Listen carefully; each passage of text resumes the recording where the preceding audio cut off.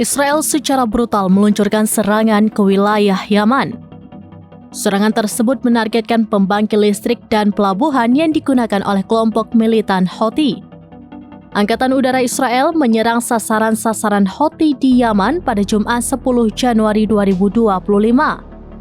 Dikutip dari The Times of Israel, lebih dari 20 pesawat IAF dikerahkan untuk meluncurkan serangan.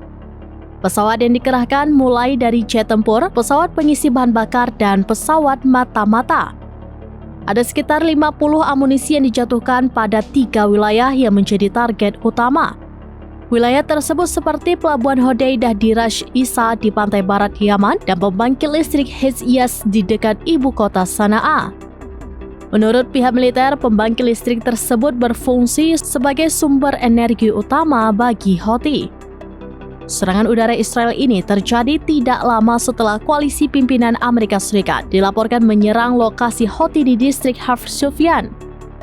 Pejabat Israel mengatakan serangan itu dikoordinasikan dengan Amerika Serikat. Namun, mereka membantah jika serangan ini merupakan operasi gabungan.